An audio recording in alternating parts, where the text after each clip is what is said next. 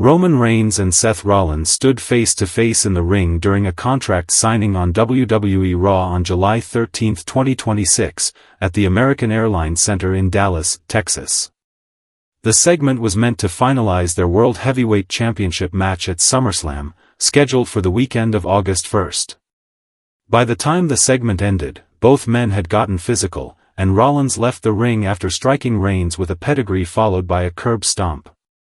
This match is not a random title defense. Reigns and Rollins share history that stretches back 12 years, beginning with their time together in The Shield, the faction that also included Dean Ambrose. That alliance ended in betrayal, and the two men have carried an unresolved rivalry through multiple eras of the company since. During the week leading into the contract signing, Rollins set the tone.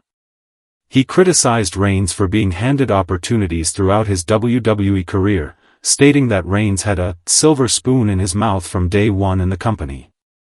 Rollins also told Reigns that he couldn't wrestle his way out of a wet paper bag, a direct shot at Reigns' in-ring ability heading into their SummerSlam clash. Rollins framed the encounter as unfinished business between former Shield brothers, and he pointed to a statistic that has defined their rivalry for nearly a decade: Reigns has not defeated Rollins in a singles match in almost 10 years. Their last one-on-one encounter came at the 2022 Royal Rumble, where Rollins won by disqualification, meaning he never lost the pinfall to Reigns in that match either. Following the contract signing brawl, Reigns responded on social media, and his statement became the defining moment of the week. He wrote, "Of course the guy who can't win a title on his own would sucker punch me. For that type of disrespect, we could end you. Too easy." He continued, "Just remember, all the biggest moments of your career are because of me. Not anymore. At SummerSlam. I closed the door on you, forever." Reigns used the same statement to attack Rollins' championship resume directly.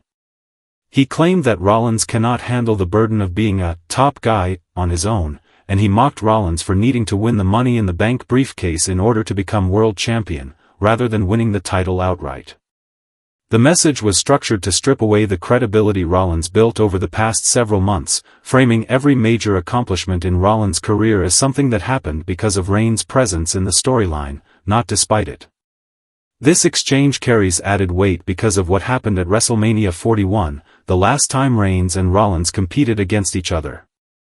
At that event, Rollins defeated both Reigns and CM Punk after aligning with Paul Heyman to form a new faction called The Vision.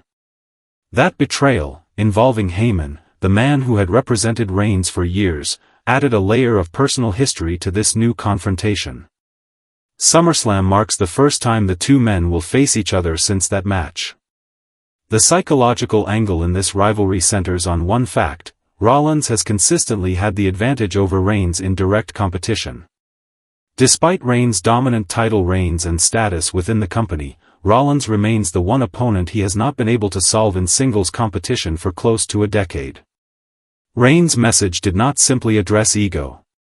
It addressed a losing streak that has followed him since 2016 in matches against this specific opponent. The contract signing itself followed a familiar WWE pattern. Rollins struck first physically, hitting Reigns with a right hand before delivering the pedigree and curb stomp, then exiting the ring before Reigns could respond in the moment. That sequence explains why Reigns' follow-up statement came after the show rather than during it. He had been left without the chance to answer physically, so the response came in written form, directly addressing the ambush and promising retaliation at SummerSlam. Reigns' phrase, "I closed the door on you, forever," signals that this program is being built as a definitive ending rather than another chapter in an ongoing series. Rollins had already framed the match as his last chance to settle the score from their Shield days. Reigns countered by reframing the entire narrative, positioning himself as the one who will end the rivalry permanently rather than extend it into another future encounter. Statistically, the numbers favor Rollins heading into SummerSlam. He has not lost to Reigns in singles competition in roughly 10 years, and his most recent victory came at WrestleMania 41 earlier this year. Reigns, meanwhile, is working to end a losing streak that has persisted through multiple championship eras, multiple factions, and multiple returns to the company. The match also carries championship implications, since Reigns currently holds the World Heavyweight title and will be defending it against Rollins at SummerSlam. A loss would not only extend Rollins' personal advantage in the rivalry but would also cost Reigns the title in the process. A win would allow Reigns to both retain the championship and finally close out a losing record that has followed him for years. Rollins enters the match having spent the recent weeks building a narrative around Reigns' legacy, referencing his career opportunities and mocking his path to the top of the roster. Reigns' response focused less on denying those claims and more on redirecting blame back onto Rollins' own championship history, arguing that Rollins' career highlights exist only because of his connection to Reigns and the storylines built around him. Both men will step into the ring at SummerSlam carrying this exchange with them.